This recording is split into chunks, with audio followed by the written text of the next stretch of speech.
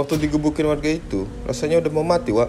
Apalagi pas kulihat temanku sudah meninggal di samping itu. Babak belur dihajar dia. Trauma kali kulihat bentuk-bentuk setan yang seram-seram itu, Wak. Buat teman-teman semua, jangan tiru cerita hidupku ini ya.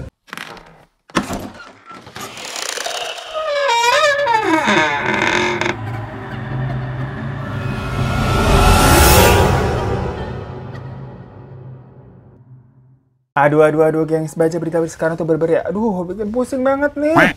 Kapan nih selesai pandemi? Bingung kita kan juga harusnya kayak gimana jadinya. Makanya kadang tuh gue kayaknya pengen gitu puasa cari berita. Tapi kan kadang kita emang harus nyari update-updatean ya. Buat kalian semua, jadinya nih gue harus riset nih banyak info. Biar nanti nih yang gue ceritain gak hoax. Abis suka mulas gitu sendiri ya kalau dengerin berita yang aneh-aneh kalau terlalu banyak informasi juga. Mohon maaf dari tadi kita ngoles-ngoles minyak kayu putih mulu. Abisnya udah bingung, geng. Gak bisa hidup gue nih tanpa ini. Nah jujur, kalau lagi pusing, oles, lagi mulus di perut, udah oles aja langsung. Atau kalau agak-agak sesek nih, napas kita kan suka parno ya. Di situasi pandemi namanya juga, langsung aja udah dihirup nih minyak kayu putih. Dan yang selalu gue pakai biasa nih harus merek yang Caplang nih. Habisnya nih minyak kayu putih juga udah legend banget kayaknya ya. Tapi setahu gue emang ya itu sih, Caplang kayu putih ini tuh dikenal sebagai produk andalan keluarga karena sudah dipercaya dari dulu tuh secara turun-temurun. Ya makanya sampai sekarang gue ikutan pakai juga ini. Dan sukanya harus yang logo Caplang ya minyak kayu putihnya dari dulu. Karena emang udah legit banget ini. 100% kayu putihnya bukan oplosan. Angetnya juga tuh. Tadi dipakai ini enak banget nih sekarang. Dan sebenarnya kalau gue pribadi itu menggunakan Caplang ini buat macam-macam banget, gengs. Jadi kalau buat oles di kepala kalau lagi pusing atau oles di perut kalau lagi sakit perut itu mah udah biasa ya, udah pasti. Nggak usah ditanya lagi, no debat udah khasiatnya mah. Cuma ada beberapa life hack nih yang biasa gue lakukan. Pertama ini gue gunakan buat kayak beruntusan di punggung nih, gengs. Kalau ada jerawatan atau kayak ya beruntusan kecil-kecil lah. Nah gue suka banget tuh oles-oles pakai Caplang minyak kayu putih ini tuh di punggung. Kan anget tuh, jadi tidurnya enak banget. Ditambah jerawat-jerawat dan beruntusan tadi tuh, itu jadi kering dan hilang, gengs. Kalian cobain deh. Ya asal jangan lu pakai jerawatnya tuh buat di muka ya. Pedes yang ada muka lu. Nah terus di era new normal kayak gini, life hack gue menggunakan si Caplang minyak kayu putih ini, itu gue suka tetesin tuh kayak 1 atau 2 tetes di masker gitu lah, geng. Jadi kan kita suka sesek sendiri ya, geng. Yang apalagi nih, mohon maaf nih, kadang suka seseknya itu kepusingan sama bau jagung sendiri, ditutupin masker berjam-jam. Nah makanya tetesin deh minyak kayu putih Caplang ini, geng. Gak usah banyak-banyak, kayak cukup 1 atau 2 tetes aja. Yang alhasil rasanya itu seger banget di masker, gengs. Beber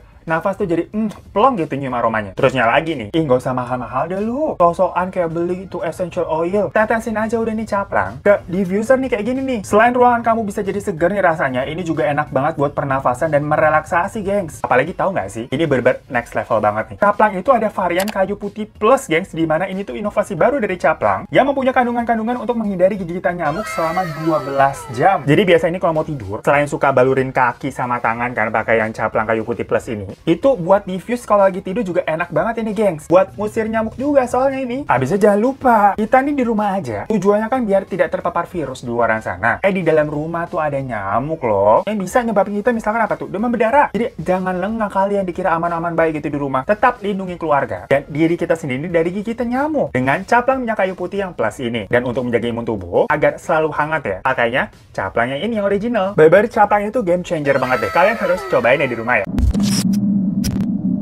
Hai, selamat datang di Teman Cerita. Yang pada cerita kali ini itu dikirim dari pengalaman teman kita bernama Oki, tapi nggak pakai jelly drink ya, kenyang dong kalau begitu. Yang katanya yaitu tinggalnya di Pasar Proyek Lampung. Halo buat teman-teman di Lampung, ada yang tahu mungkin tuh daerah situ? Nah tapi sebelumnya disclaimer dulu ya, cerita atau kejadian yang Oki ini alami itu nggak buat ditiru dan murni untuk sharing aja ke kalian semua, biar kita nih tidak mengalami nasib yang sama seperti Oki ini dan juga bisa mengambil hikmah dari cerita kali ini. Oke, kejadian ini itu dialami sama Oki sewaktu dia masih SMA di tahun 2016. Waktu itu ceritanya jarak sekolah dari rumahnya cukup jauh. Pokoknya sekitar 1,5 jaman lah kalau naik motor. Ya untuk di daerah hitungan 1,5 jam berarti udah jauh banget tuh. Karena kan gak macet kayak di Jakarta ya. Nah karena jauh, daripada telat mulu nih, akhirnya dia memutuskan untuk ngekos di dekat sekolahnya. Dan katanya di kosannya itu pun banyak anak-anak dari sekolah SMA-nya juga. Jadi bareng-bareng gitu deh ala-ala dorm. Dan sama nih kayak SMA pada umumnya, di SMA Oki ini itu mewajibkan untuk para siswa mengikuti kegiatan ekstrakurikuler. Nah, berhubung dari SMP, Oki ini katanya emang udah ikut pencak silat. Jadi pas SMA tuh, dia memilih untuk bergabung di eskul pencak silat lagi. Pokoknya sewaktu SMP, dia katanya masih sabuk oren. Jadi ini mau next level lah, lanjutin aja. Nah, awalnya Oki sama teman-teman eskulnya itu berlatih seperti biasa. Jadwalnya kadang-kadang 1 kali seminggu atau 2 kali seminggu. Latihannya juga rame-rame, geng. Kayak gabungan dari kelas 10 sama kelas 11 yang berjumlah sekitar 40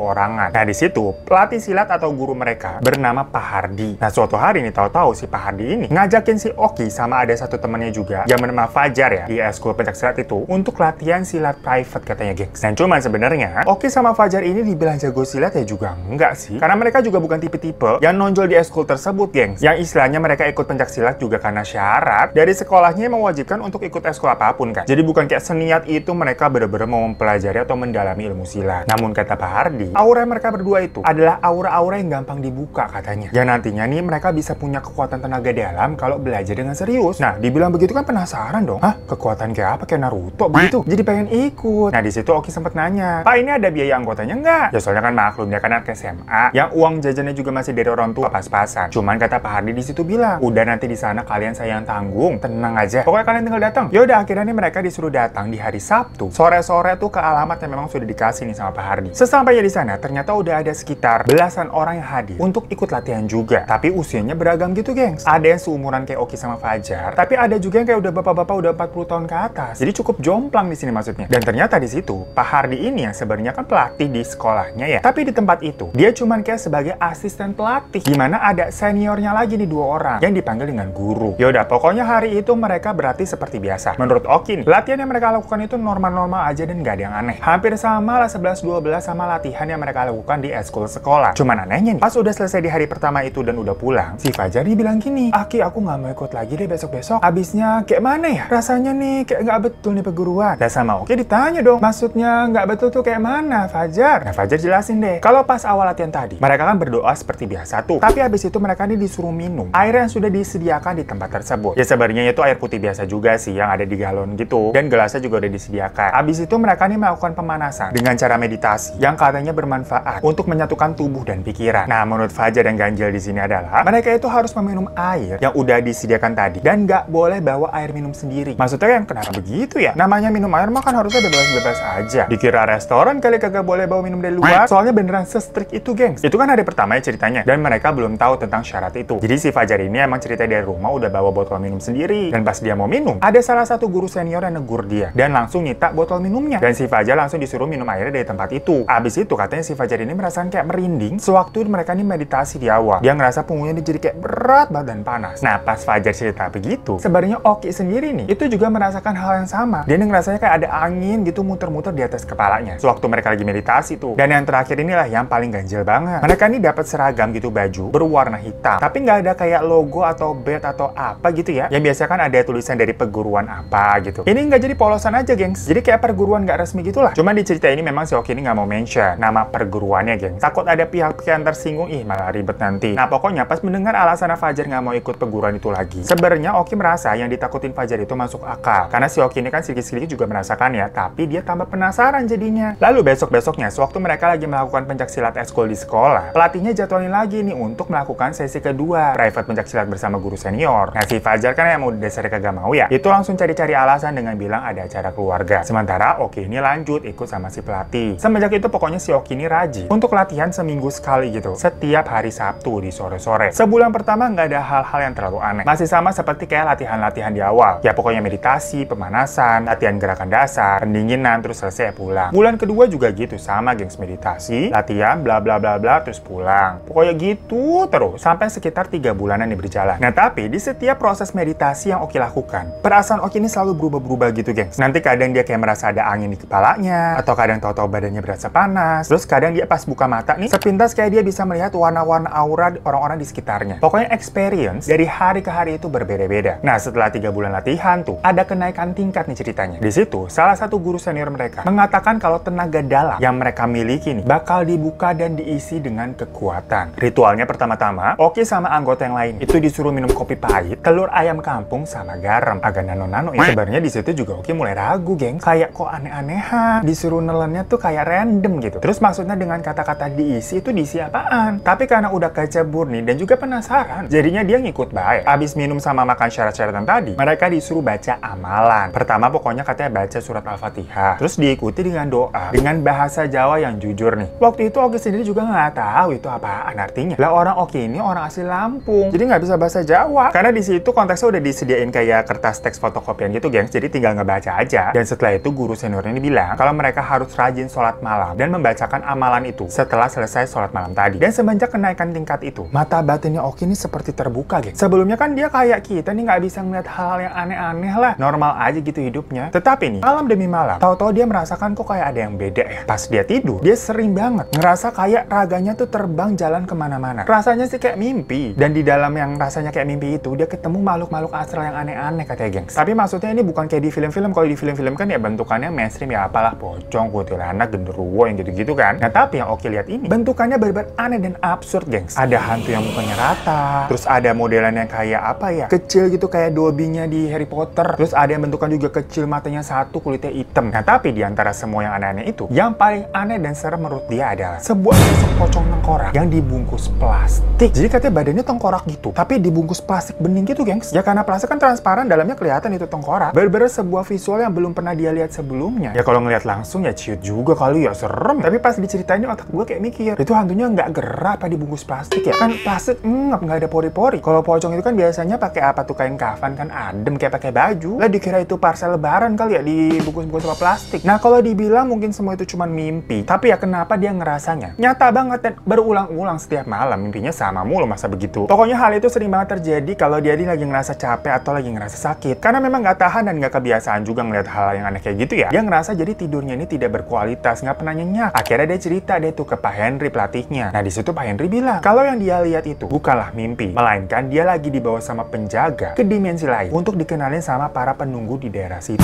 Pak Henry juga bilang mungkin kamu merasa awalnya serem, karena sama waktu itu saya juga pertama kali begitu. Tapi lama-lama nanti juga kebiasa kok, tenang aja. Malahan nanti di tingkat berikutnya nih, sang guru akan ngajarin kamu ilmu kebal. Nah waktu dijelasin begitu, Oki ini masih kayak percaya nggak percaya, kayak apa sih? Masa katanya sekarang gue ada penjaganya? Ya karena dia sendiri nggak ngeliat tuh wujud penjaga gimana, jadi belum percaya banget. Setelah itu pokoknya hari demi hari dia jalani seperti biasa. Sekolah Senin sampai Jumat, terus latihan silat eskul, dan latihan silat private di tiap Sabtu. Dan setiap malam juga, dia masih terus tuh kayak merasakan arwahnya terbang. Dan makin terbiasa akhirnya memang melihat wujud yang aneh-aneh begitu. Sampai suatu hari pas dia lagi pulang dari latihan private di hari Sabtu, dia mampir nih ke sebuah warung untuk beli rokok. Ya namanya juga ini masih SMA, lagi badung-badungnya deh pokoknya. Maka dia jadi tiru ya, gengs. Tahu-tahu yang punya warung itu nyeletuk. Wah kamu masih muda udah punya backingan nih. Lah si Oki bingung.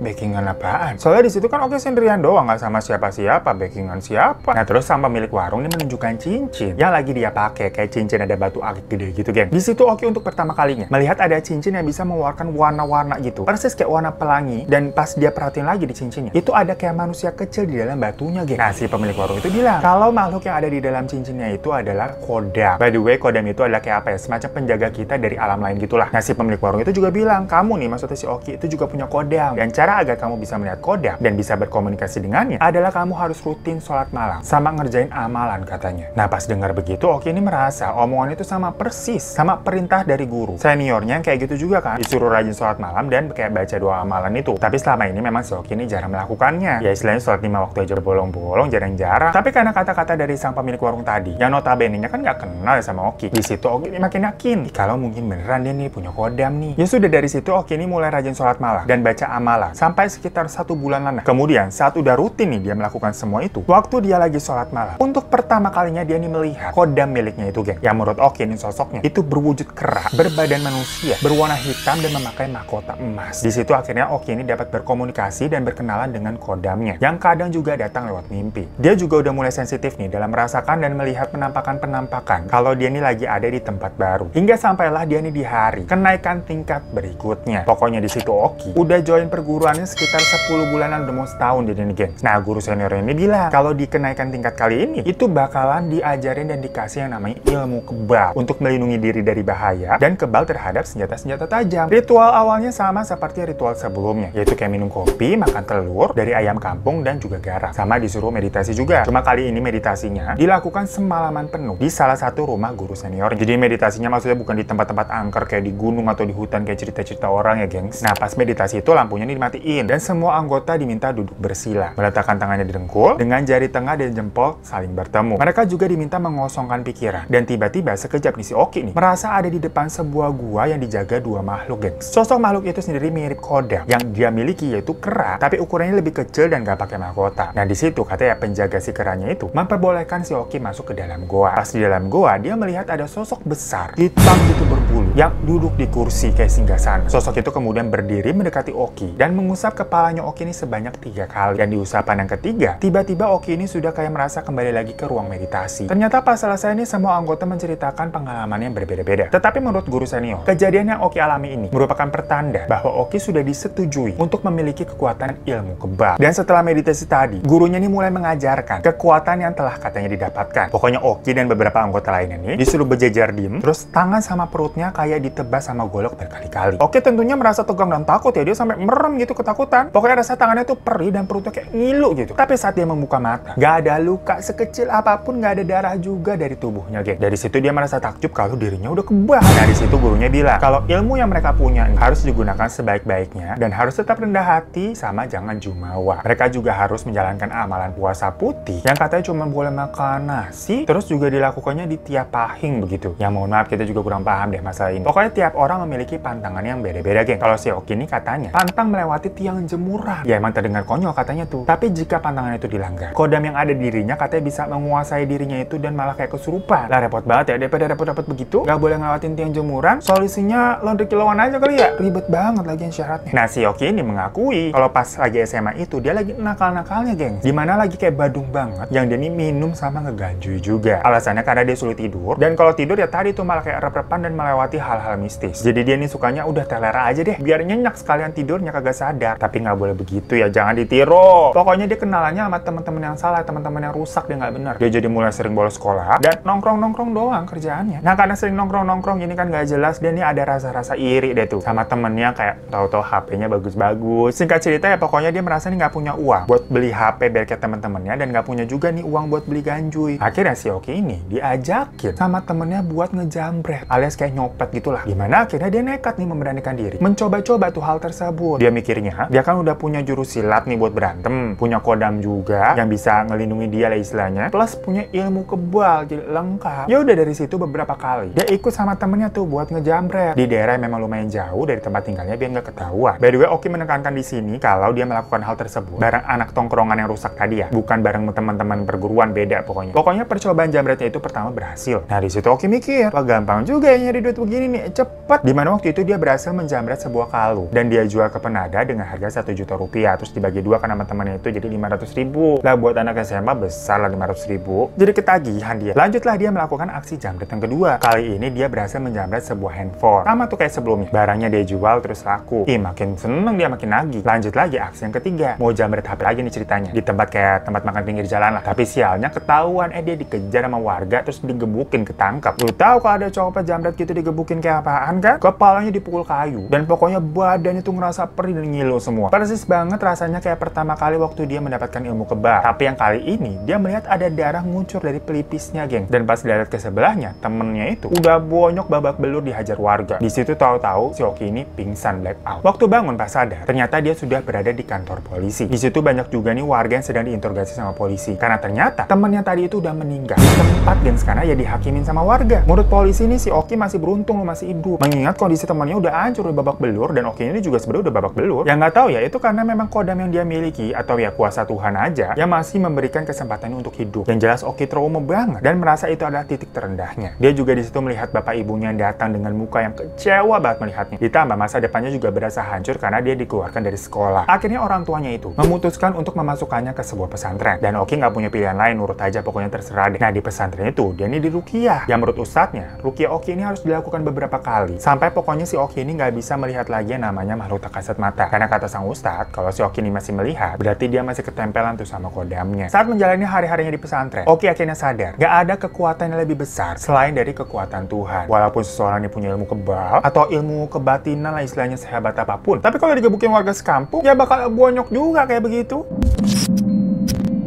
So itu guys cerita taubat dari seorang Oki nih yang memutuskan untuk kembali ke jalan yang lebih benar. Dan katanya waktu di ruqyah, paha dan maaf nih area kemaluannya itu terasa panas banget, gatal juga, sampai kayak biduran merah-merah gitu. Nah Ustadz bilang itu karena efek jin yang katanya nggak mau keluar dari tubuhnya. Oki pokoknya hampir nyerah deh dan mau berhenti ruqyah aja lah karena nggak tahan dengan efeknya. Tapi Ustadznya bilang untuk lebih bersabar dan berserah diri sampai Oki ini akhirnya kembali normal. Sekali lagi Oki ini berpesan kepada kita semua untuk tidak mencontoh apa yang pernah dia perbuat, karena ya penyesalan selalu datang yang belakangan. Alhamdulillahnya dia masih dikasih waktu untuk tobat tuh. Ya kalau enggak, kayak temennya tuh meninggal saat melakukan sebuah kejahatan. Atau mungkin meninggal dengan cara yang masih musyrik gitu. Ya nauzubillah min dzalik kan begitu. Pusing deh guys kayak denger-denger cerita begini ya.